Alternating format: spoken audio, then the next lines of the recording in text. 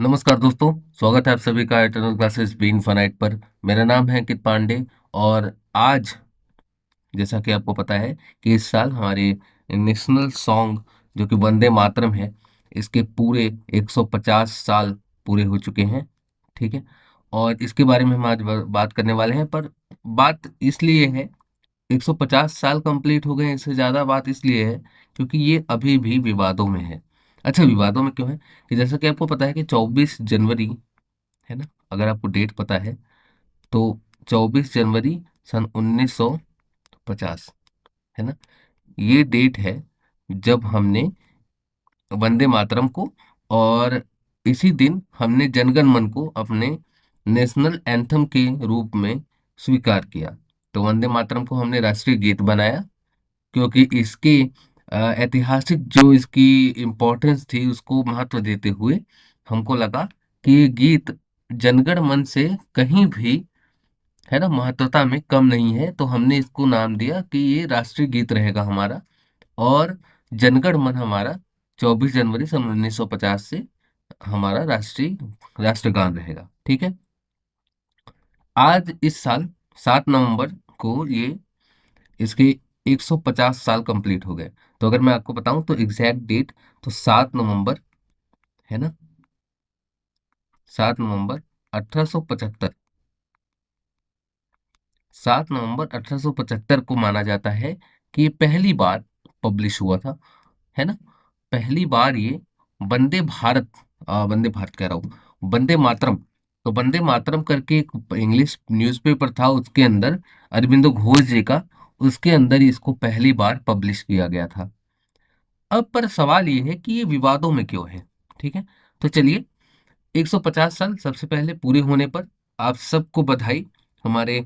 और कितना फेमस है ये बताने की जरूरत नहीं है। कोई भी राष्ट्रीय पर्व हो, कोई भी राष्ट्रीय संस्था की कोई मीटिंग हो, ऑर्गेनाइजेशन हो, कोई भी मीटिंग हो, हर जगह पे वंदे मातरम का बजना, है ना, आपको कहीं ना कहीं से सुनाई दे देता है।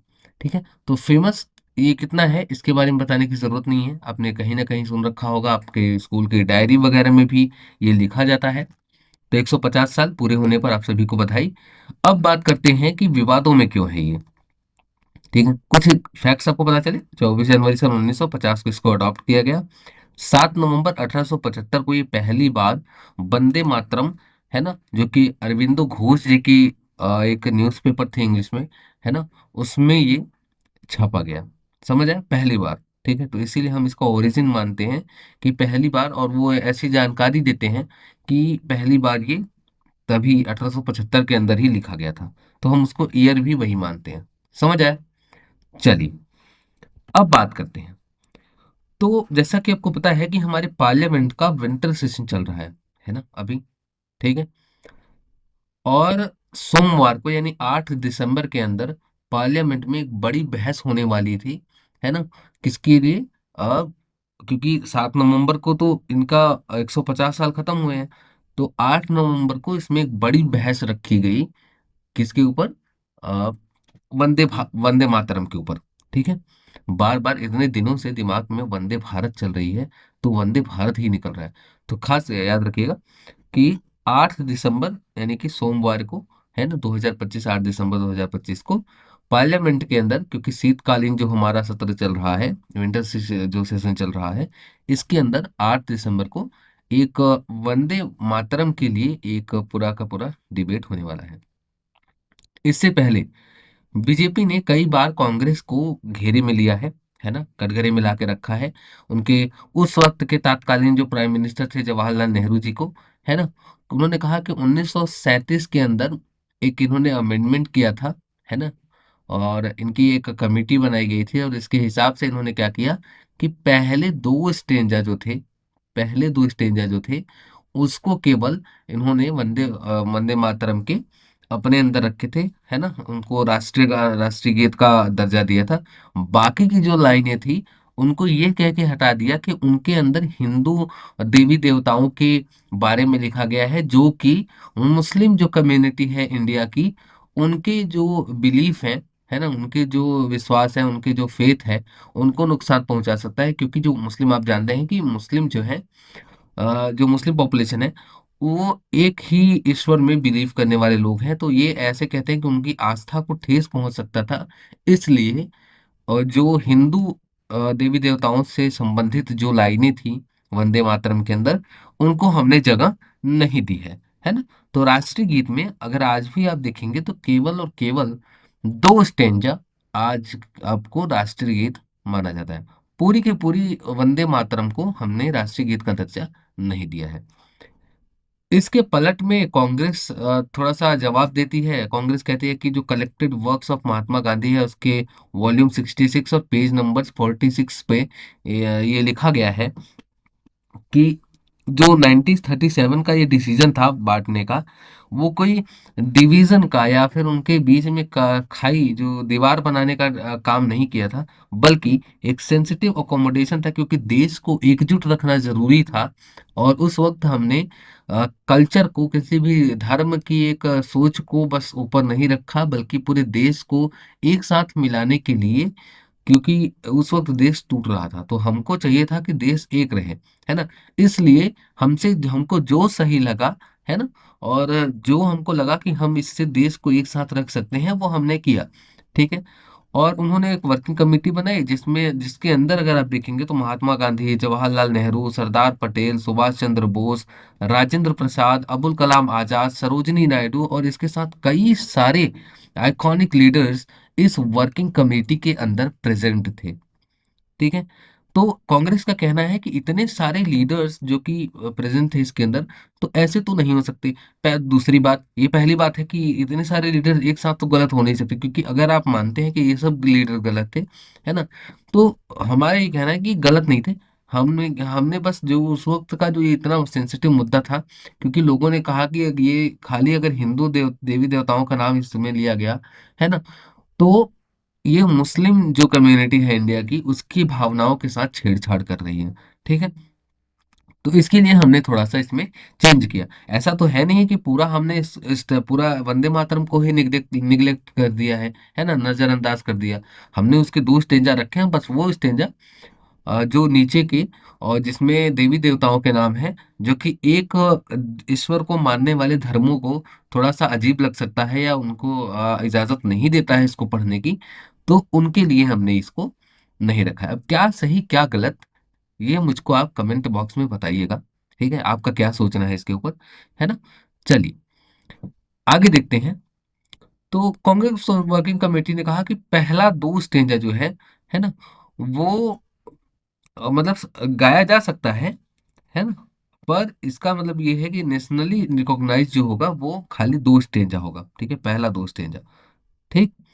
और जो बाकी की रिलीजियस इमेजरी है, क्योंकि देवी देवताओं के नाम है, अगर आप देखेंगे तो नीचे पढ़ेंगे इसको, कभी पूरा पढ़िएगा तो आपको समझ में आएगा, है ना। दुर्गा वगैरह का, हमारी माँ दुर्गा वगैरह का नाम उसमें लिखा गया है।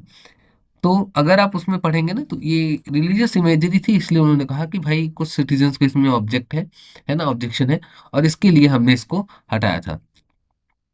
इसके बाद कांग्रेस इस बात पर भी जोर डालती है कि जो भी डिसीजन लिया गया इस वर्किंग कमेटी द्वारा, है ना, ये रविंद्रनाथ टैगोर जी के कहने पर ही लिया गया, जिन्होंने पहली बार 1896 के कांग्रेस सेशन में इसको वंदे मातरम को पहली बार गाया था। तो आपको अगर मैं बता दूं तो पहली बार जो वंदे मातरम जब गाया गया वो था ईयर 1896। पब्लिश होने वाला याद है, पब्लिश होने वाला था 7 नवंबर 1875। ठीक है। इसके बाद 1896 के अंदर पहली बार वंदे मातरम को गाया किसने? रविंद्रनाथ टैगोर जी ने। ठीक है, कांग्रेस सेशन के अंदर। समझ आया। चलिए, तो ओरिजिन की अगर बात करोगे तो अरविंदो घोष, जैसा कि मैंने बताया, तो अरविंदो घोष की एक राइटिंग है जिसका नाम है वंदे मातरम। उन्होंने 16 अप्रैल 1907 को ये छापा कि बंकिम चंद्र चट्टोपाध्याय द्वारा ये जो गाना है, ये जो गीत है वंदे मातरम का, ठीक है, ये पूरा गीत 1875 के आसपास लिखा गया। इसके बाद जब बंगा दर्शन, जो बंगाली मैगजीन थी बंगा दर्शन, उस मार्च अप्रैल में उसके 1881 में इनके जो ये गीत है उसको छापा जाना लगा एक धारावाहिक की तरह, है ना, सीरियलाइजेशन उसका किया गया धारावाहिक तरह, उसको छापा जाने लगा। आनंद मठ जो एक नॉवेल था बंकिम चंद्र चट्टोपाध्याय का, जब उसका धारावाहिक वर्जन शुरू हुआ, है ना, बंगा दर्शन के अंदर, तो इसको भी 1881 में छापा जाने लगा। ठीक है। पहली बार 1875 में छापा गया, फिर उसके बाद 1881 के आसपास धारावाहिक वर्जन इसका आ गया, और 1896 के अंदर, 1896 के अंदर पहली बार रविंद्रनाथ टैगोर जी ने इसको गाया था। अब जरा ये हेडलाइन पढ़िए, है ना, ये पूरी की पूरी लिखा गया है। तो पीएम मोदी ने लोकसभा में वंदे मातरम के 150 साल पूरे होने पर खास चर्चा शुरू की। ठीक है, क्योंकि विंटर सेशन चल रहा है। पीएम मोदी ने बंकिम चंद्र चटर्जी के से लिखे और 7 नवंबर 1875, ये डेट याद है आपको, को साहित्यिक पत्रिका बंगा दर्शन में पहली बार छपे इस गीत, राष्ट्रीय गीत की आजादी की लड़ाई में योगदान, इसके ऐतिहासिक महत्व पर प्रकाश डाला। पिछले महीने इस गीत की सालगिरह मनाने के एक कार्यक्रम के दौरान उन्होंने कांग्रेस पर फैजाबाद पार्टी में 1937 के सेशन में, तो पहली बार आपको पता है अनाउंसमेंट कब हुआ था, तो फैजाबाद सेशन था जिसका नाम आज अयोध्या हो गया है। तो फैजाबाद सेशन में 1937 में अनाउंसमेंट हुआ कि असली गीत से जरूरी लाइनें हटाने का आरोप लगाया था। मतलब वही जो मैं आपको बता रहा हूँ कि ना, दो स्टेंजा इन्होंने रखा, बाकी के स्टेंजा इन्होंने कहे कि जो हिंदू देवी देवताओं के नाम है और बाकी के धर्मों के लिए ये उनकी भावना का सवाल है, तो उनको ध्यान में रखते हुए हम केवल दो स्टेंजा ऊपर के राष्ट्रीय गीत मानेंगे, बाकी के नहीं मानेंगे। ठीक है। अब जरा देखते हैं कि जो 1937 की कांग्रेस वर्किंग कमेटी बनाएगी उसने कहा गया। तो 26 नवंबर से लेके 1 नवंबर, ठीक है, के बीच में कोलकाता में इन्होंने ये निकाला, और उसमें क्या कहा गया, तो कि उन्होंने कहा कि पहला दो स्टैंजा, है ना, उसको हम यूज करेंगे एज अ नेशनल सॉन्ग। ठीक है। मतलब तब तो नेशनल सॉन्ग बना नहीं था, तो 1800, जब ये 1937 की जब बात है, तो हमने तो अडॉप्ट किया 1950 में ना, तो हमने अडॉप्ट किया 1950 में। ये बात कब की है? ये बात है 1937 की। ठीक है। तो 1937 में उन्होंने कहा कि केवल हम दो स्टेंजा आपसे, जब वो जहां भी यूज करेंगे वहां केवल और केवल दो स्टेंजा यूज करेंगे, क्योंकि कंट्रोवर्शियल इमेजरी है इसके पास। ठीक है। तो बाकी की जो पार्ट है उसके अंदर हिंदू देवी देवताओं के बाकी उनसे रिलेटेड, जो हिंदू से रिलेटेड, जो भी धर्मों से रिलेटेड छापे गए हैं, है ना, उनके देवी देवताओं के नाम है, तो ये बाकी धर्मों के लिए नुकसानदेह हो सकता है, उनकी भावनाओं को आहत कर सकता है। इसके लिए हम क्या करेंगे कि पहले दो स्टेंजा बस यूज करेंगे। इसके अलावा उन्होंने कहा कि remaining stanzas contained illusion and religious ideology. किसकी रिलीजियस आइडियोलॉजी? तो हिंदुओं की थी। इसकी वजह से अलग जो बाकी की जो धर्म है उनके बिलीफ, यानी कि उनकी भावनाओं को, है ना, आहत कर सकती है। तो इसके लिए हम क्या करेंगे कि खाली दो स्टेंजा मानेंगे, बाकी को नहीं मानेंगे। ठीक है। और उन्होंने ये भी कहा कि पहला दो स्टेंजा ही नेशनल गैदरिंग, कोई भी राष्ट्रीय पर्व होगा या कोई भी राष्ट्रीय उद्घाटन वगैरह होगा, तो वहां पे जो लोग इकट्ठा होंगे, तो कोई भी राष्ट्रीय तरीके से कार्यक्रम होगा, वहां पे केवल दो स्टेंजा ही गाया जाएगा। ठीक है, या गाया जाना चाहिए। ठीक है। इसके अलावा उन्होंने ये एक चीज और लास्ट में कही। ठीक है, इसके ऊपर ध्यान दीजिएगा। उन्होंने कहा कि ऑर्गेनाइजर्स के पास, मतलब वो फ्री है यूज करने को, बाकी जो सॉन्ग है उसको भी, है ना, मतलब उनके ऊपर कोई कोई प्रेशर नहीं है। ठीक है। ये हमारा बाद में भी जब 1950 में हमने इसको नेशनल सॉन्ग की तरह अपनाया, तब भी हमने ये डाला इसके अंदर कि किसी भी नागरिक को नेशनल सॉन्ग के गाने पर ये नहीं कहा जाएगा कि अगर तुमने नहीं गाया तो तुम देशद्रोही हो। ठीक है। ये फोर्सेबल नहीं होगा। ठीक है, इन्फोर्सेबल नहीं होगा, तुम इसको इसको किसी के ऊपर थोप नहीं सकते हो। ठीक है, समझ आया? तो गा सकते हैं। इन्होंने भी वही चीज कहा कि आप गा सकते हैं, और कोई भी ऑर्गेनाइजर अगर कोई भी चीज ऑर्गेनाइज कर रहा है तो वो फ्री है कि बाकी के सॉन्ग्स भी अगर वो चाहें तो वो यूज कर सकते हैं। पर ज्यादातर जो हम यूज करेंगे, जो राष्ट्रीय जो चीजें होंगी, है ना, जिसके अंदर नेशन से संबंधित कोई बात होगी, उसके अंदर कांग्रेस हमेशा क्या करेगी, दो दो स्टेंजा का यूज करेगी, है ना। और बाकी लोगों को भी ये हिदायत देती है कि कंट्रोवर्सी से बचे और दो स्टेंजा का यूज करें। बाकी आपके ऊपर बहुत ज्यादा प्रेशर नहीं है कोई, आप चाहें तो पूरे गाने यूज कर सकते हैं। ये कांग्रेस वर्किंग कमेटी 1937 में जो बनी थी, जिसके अंदर अभी आपको मैंने मेंबर गिराए, जो बड़े बड़े आपने नेताओं के नाम और फ्रीडम फाइटर्स के नाम पढ़े, उनको इंक्लूड किया गया था। समझ आया यहाँ तक? चलिए, अब ये गाना केवल गाना नहीं है, ठीक है, तो सॉन्ग से लेकर ये एक नारा बन गया, है ना। जो 20वीं सदी में वंदे मातरम ने, है ना, escape this literacy origin and वो बन गया क्या, इलेक्ट्रीफाइंग सिग्नल, इतना प्रभावशाली एक बन गया कि इंडियन नेशनलिज्म को एक नई, जैसे ना उम्मीद मिल गई, एक नया एक नारा मिल गया बिना मतलब के, है ना।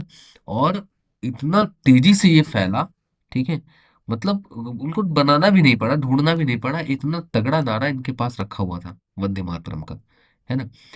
जितने भी स्वदेशी और एंटी पार्टीशन मूवमेंट्स थे, क्योंकि आपको पता है कि लॉर्ड कर्जन ने 1905 में बंगाल का बंटवारा कर दिया, वेस्ट बंगाल और ईस्ट बंगाल में बांट दिया, तो जितने भी बॉयकॉट मूवमेंट्स थे, जितने भी प्रोटेस्ट मार्च होते थे, और कितने सारे न्यूज़पेपर और पॉलिटिकल ग्रुप्स ने अपने नाम जो है वंदे मातरम के नाम पे रख लिए। 1906 के अंदर बैरिसाल, इसका जिक्र अभी विंटर सेशन में जब पार्लियामेंट में पीएम मोदी भाषण दे रहे तो पहले इन्होंने भी बैरिसाल का जिक्र किया। वहां की एक महिला का, सरोजनी बोस का उन्होंने जिक्र किया कि उन्होंने इसके जो बैन लगाया गया था कि वंदे मातरम को अगर आपने बोला तो उसके ऊपर आपको सजा हो सकती है। तो वहां पे लगभग 10,000 हिंदू और मुस्लिम इकट्ठे हुए थे और उन्होंने वंदे मातरम का नारा दिया था। ठीक है, 1906 के अंदर, बैरिसाल के अंदर औरतों ने अपनी चूड़ियां उतार दी थी, क्योंकि चूड़ियां जो होते हैं वो औरतों के लिए उस समय पर एक बड़ा सिंबल मानी जाती थी। और उन्होंने अपनी चूड़ियां उतार के रख दी कि जब तक ये बैन हटाया नहीं जाता वंदे मातरम का, तब तक ये प्रोटेस्ट चलते रहेंगे और वंदे मातरम गाया जाता रहेगा। तो एक बहुत ही बड़ा चेंज था इंडियन सोसाइटी के अंदर, एक इंडियन नेशनलिज्म के अंदर बहुत बड़ा चेंज आया इस गाने की वजह से।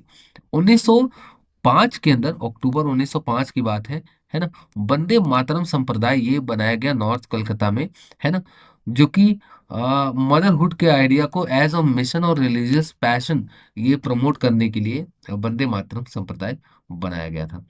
हर संडे को, एवरी संडे, एक प्रभात फेरी के नाम से एक निकाली जाती थी, इस मेंबर की सोसाइटी बाहर निकलते थे और शहर में घूमते हुए वंदे मातरम गाते हुए, है ना, बाकियों को अपने पास खींचने का काम करते थे कि वो अपने मदरलैंड के लिए, यानी इंडिया के लिए, भारत के लिए, उसकी आज़ादी के लिए, स्वतंत्रता संग्राम में हिस्सा लें।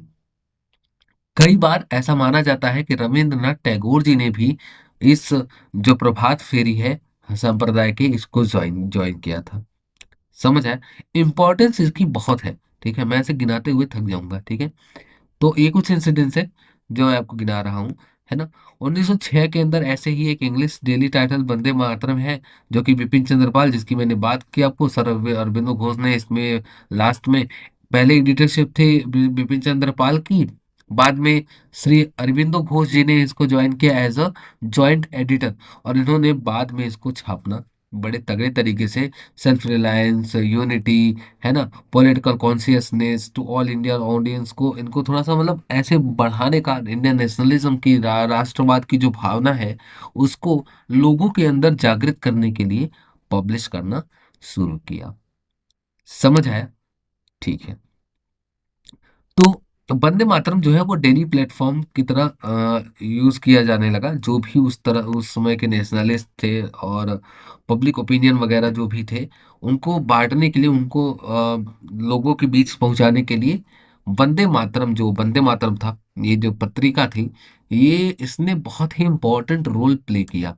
ठीक है, तो आपको ये इनाम याद रखने, कुछ एग्जाम्पल्स याद करने, है ना। बाकी आपके लिए बहुत ज्यादा जरूरी नहीं है फैक्ट्स रटना, क्योंकि इतने सारे फैक्ट्स हैं, आप ढूंढेंगे तो मिल जाएंगे आपको। ठीक है, 1907 के अंदर, ये बाहर का एग्जाम्पल है, यहाँ का नहीं।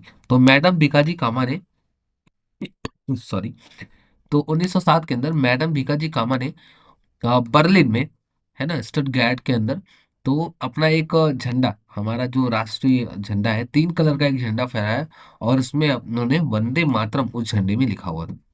ठीक है, तो ये एक इम्पॉर्टेंट एग्जाम्पल हो सकता है।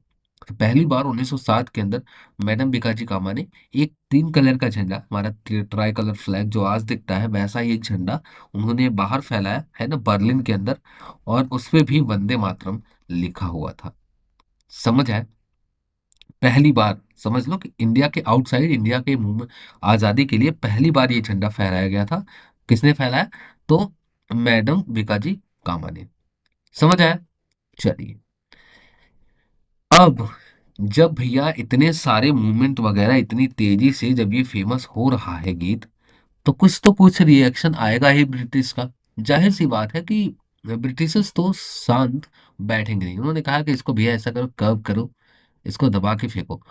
तो उन्होंने, जैसा कि आपको पता है कि 1905 के अंदर दो हिस्से में बांटा था, तो ईस्टर्न बंगाल के अंदर उन्होंने ये कहा कि अब कोई गाने में, है ना, या फिर कोई इसमें नारेबाजी में अगर वंदे मातरम का नाम आया, तो आपके ऊपर, पहली बात तो इन्होंने बैन लगा दिया कि सिंगिंग पे और चैंटिंग पे, है ना, इसको गाने पे और इसको बोलने पे अगर नारेबाजी में भी आया तो इसके ऊपर बैन लगा दिया गया है। सारे स्कूल, सारे कॉलेजेस के अंदर जितने भी एजुकेशनल इंस्टीट्यूशन थे, जितने भी शैक्षिक संस्थान थे, उनको ये कहा गया कि अगर आपके अंदर, आपके स्कूल के अंदर या आपके संस्था के अंदर ये गाने गाए गए या नारेबाजी की गई वंदे मातरम के नाम से, तो आपकी मान्यता रद्द की जाएगी।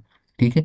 इसके अलावा स्टूडेंट्स को ये कहा गया कि अगर आपने नारेबाजी की या आपने वंदे मातरम की किसी भी गाने में या फिर मीटिंग वगैरह में हिस्सा लिया, तो आपको गवर्नमेंट सर्विसेज से डिबार कर दिया जाएगा। ठीक है। ऐसे कई एग्जाम्पल्स भी हैं कि 1905 के अंदर रंगपुर एक बंगाल में जगह है, वहां पे 200 स्टूडेंट्स के ऊपर 5 रुपए का फाइन लगा। अब 5 रुपए आज के हिसाब से बहुत कम लगते हैं, पर 1905 में आप सोच के देखिए कि 5 रुपए की क्या वैल्यू होगी। ठीक है। तो 5 रुपए उस समय बहुत ज्यादा होते थे। उन 200 स्टूडेंट्स के ऊपर 5 रुपए की फाइन लगाई गई। ठीक है। अब किस लिए लगाई गई? वो इसलिए क्योंकि उन्होंने वंदे मातरम गाया था। ठीक है। तो वंदे मातरम गाने के लिए 200 लोगों के ऊपर 5 रुपए का फाइन लगाया गया।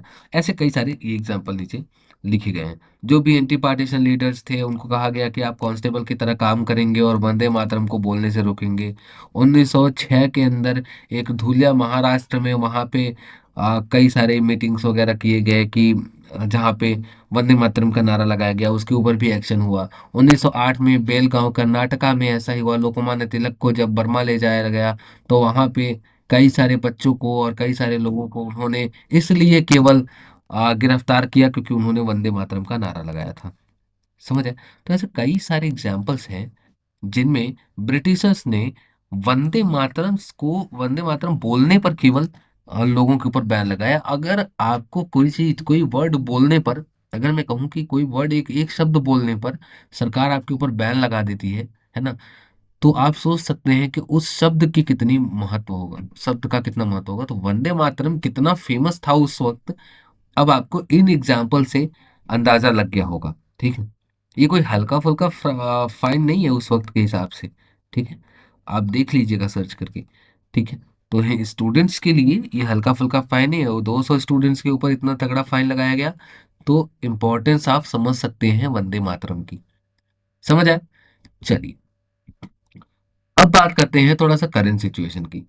तो एक मुस्लिम संस्था है, जैसा कि मैंने कहा ना, तो कांग्रेस का कहना है कि एक मुस्लिम धर्म को इन्होंने थोड़ा सा, यूँ कह लो कि, जो बीजेपी का है, कि बीजेपी कहती है कि मुस्लिमों को अपीज करने के लिए, उनको थोड़ा सा ये दिखाने के लिए कि मुस्लिमों की भी पार्टी है, कांग्रेस उनको एक साथ अपने साथ मिलाने के लिए ये कांग्रेस की राजनीति थी। तो उसी पक्ष में एक जमीयत उलमाए हिंद, ठीक है, इनकी वेबसाइट वगैरह आप गूगल पे खोलेंगे तो इन्होंने अपने यहाँ लिख के रखा है कि largest Muslim organisation in the India. तो अगर आप इनका वेबसाइट वगैरह खोल के देखेंगे तो कई सारे रिकॉर्ड्स इनके ऊपर हैं। ठीक है। तो जमीयत उलमाए हिंद, इनके जो प्रेसिडेंट हैं जिनका नाम है मौलाना महमूद मदनी, है ना, उन्होंने कहा कि वंदे मातरम, जो कि उसके कंप्लीट फॉर्म में वो शिरकिया अकायद है। शिरकिया अकायद का मतलब, है ना, पॉलिथिस्टिक बिलीफ। तो पॉलिथिस्टिक बिलीफ का मतलब ऐसे, मतलब उसका रूट जो है ना, उसका जो रूट है वो, मतलब ऐसे ऐसे लोग उसको मान सकते हैं, यानी पार्टिकुलरली ये हिंदू धर्म की बात कर रहे हैं जिसमें कई सारे देवी देवता होते हैं। ठीक है। तो उन्होंने कहा कि ऐसे लोगों के लिए ये सही है वंदे मातरम, जिनमें कई सारे देवी देवता हैं, यानी कि हिंदुओं के लिए ये सही हो सकता है ना। पर्टिकुलरली जो बाकी के 4 स्टेंजा है नीचे वाले, क्योंकि ऊपर वाले को तो इन्होंने नेशनल सॉन्ग बोल दिया क्योंकि उसमें कोई ऐसा देवी देवताओं का नाम नहीं था। पर नीचे के जो 4 स्टेंजा है उसके अंदर अगर आप देखेंगे, इनका कहना है कि मदरलैंड, जो कि इंडिया है, भारत है जो हमारा, उसको इन्होंने कहा है कि उसके अंदर इसको दुर्गा और भी कई तरीकों के नाम से, है ना, बुलाया गया है। जबकि जबकि जो इस्लामिक बिलीफ है उसके अंदर हम एक गॉड को मानते हैं, है ना। तो Muslims believe in one God and worship him alone, है ना। मौलाना मदनी ने कहा कि therefore singing verses that ascribe divinity to anyone other than Allah goes against our faith and conscience. तो भैया अल्लाह के अलावा, क्योंकि हम अल्लाह की पूजा करते हैं, तो उनका कहना है कि हम अल्लाह को मानते हैं, केवल एक गॉड को मानते हैं। तो एक गॉड के अलावा अगर हम वंदे मातरम के अंदर माता दुर्गा वैसे और भी जो भी देवता देवी देवताओं के नाम लिए गए उनका नाम लेंगे, तो ये हमारी आस्था और हमारी भावनाओं के साथ खिलवाड़ हो जाएगा। इसलिए हम इसको कहते हैं कि हम शुरू की 2 लाइनें पढ़ेंगे, है ना। बाकी हम किसी भी चीज का नाम नहीं लेंगे, है ना। बाकी की 4 लाइनों को हम नहीं मानते। ठीक है। अच्छा, आपने आजकल बहुत सारी डिबेट ऐसी भी देखी होगी जहाँ पे टीवी वगैरह में या फिर रील वगैरह में, आपके यहाँ अगर इंस्टा चलाते हैं आप, तो उसमें बहुत सारी न्यूज आती है। एक रिपोर्टर होता है, वो कई सारी मुस्लिम वगैरह की सोसाइटी में घुस जाता है और बोलता है कि वंदे मातरम बोलिए। अब वो नहीं बोलते हैं। ठीक है। तो अब ये कहाँ तक सही है? ठीक है, तो चलो पूरी लाइन तो आपने काट दी, 4 लाइन तो काट दी, चलो उसमें माँ दुर्गा वगैरह का नाम था, पर वंदे मातरम, वंदे मातरम में ऐसा क्या है? तो भारत माता की जय, आप भारत में रहते हैं, आपको अपनी माँ की जय बोलने में, अब वो उनका कहना है कि मैं अल्लाह को ही बोलूंगा, जो बोलूंगा वो अल्लाह अल्लाह को ही बोलूंगा, बाकी किसी को नहीं बोलूंगा। ठीक है। तो मैं किसी को गलत सही नहीं कह रहा, बाकी जो गलत सही है आप बताइएगा। ठीक है। फिलहाल भारत हमारा देश है, एंड वंदे मातरम। ठीक। बोलने में शर्म नहीं होनी चाहिए। ठीक।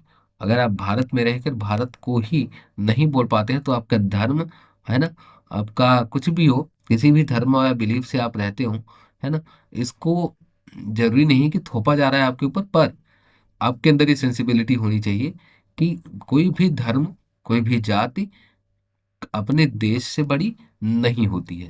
तो जब बात देश की है, तो धर्म को भूल के पहले देश के ऊपर आओ। ठीक है। जितने भी स्टूडेंट्स हैं, प्लीज ये अपने अंदर ये रखिएगा। सेकुलर होने का मतलब या फिर किसी धर्म के होने का मतलब, कट्टरवादी होने का मतलब ये नहीं होता है कि आप जैसा का तैसा लिखा है वैसा लग दे। आप जिस देश में रहते हैं, ये मिट्टी आपको बहुत कुछ देती है, रहने के लिए घर, खाने के लिए खाना, है ना, अनाज, कितना कुछ ये मिट्टी आपके लिए करती है। अगर आपको वंदे मातरम बोलने में दिक्कत है भैया, तो फिर कोई मतलब ही नहीं है। तो फिर वहाँ हिंदू मुसलमान का मामला ही नहीं है। ठीक है। क्योंकि आपके लिए ऑलरेडी हिंदू में से रिलेटेड जितने भी टर्म्स थे नेशनल सॉन्ग के अंदर, वो हटाए गए हैं।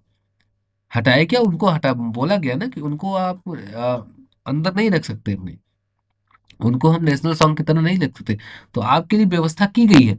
पर अगर आप ये भी कह देंगे कि मैं वंदे मातरम नहीं बोलना चाहता हूं, तो फिर ये तो सीधा सीधा देश का ही अपोजिशन हो गया ना। देश को आप सीधा सीधा टक्कर दे रहे हैं। तो देश को तो आप टक्कर नहीं दे सकते।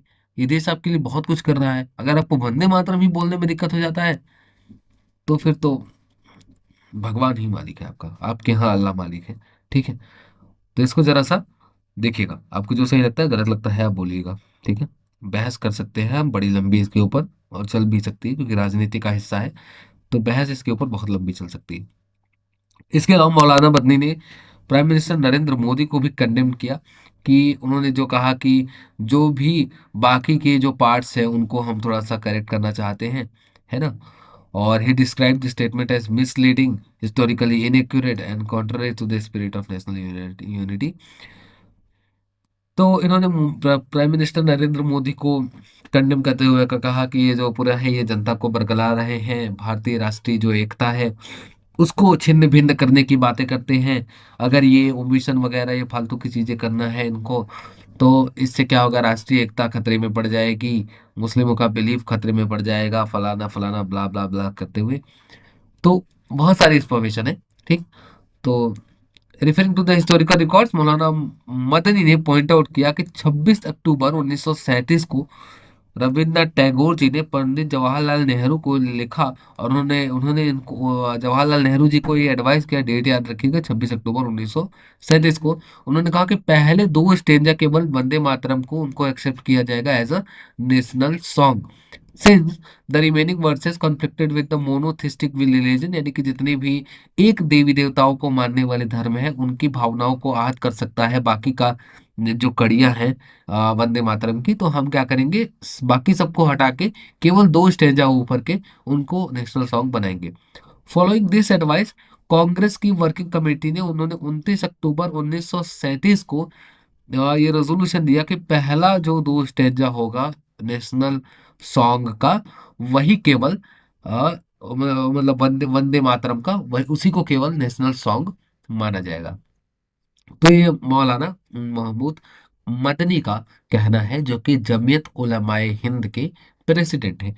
अब ये सारी घटना जो हुई है, इसके ऊपर आपका क्या कहना है? ठीक है, बताइएगा। उम्मीद है बहुत सारे फैक्ट्स आपको वंदे मातरम के बारे में पता चल गए। ये एग्जाम से भी इम्पोर्टेंट इतने ही है ना, ज्यादा इससे इससे ज्यादा नहीं आते हैं। ठीक है, तो चलिए, थैंक यू सो मच। अगर आपको वीडियो पसंद आया हो, आपको लगा हो कि ये इम्पोर्टेंट आपके लिए था, अच्छा लगा हो आपको, एक बार फिर से आपको 150 वर्ष हमारे वंदे मातरम राष्ट्रीय गीत के संपूर्ण होने पर आप सभी को बधाई। और पीडीएफ के लिए आपको इटर्नल क्लासेस बी इनफाइनाइट पे आपको पीडीएफ मिल जाएगा। ठीक है, थैंक यू सो मच। और इटर्नल क्लासेस बी इनफाइनाइट पर आपको पीडीएफ मिल जाएगा, टेलीग्राम पे जाके सर्च कर लीजिएगा, है ना। चलिए, थैंक यू सो मच।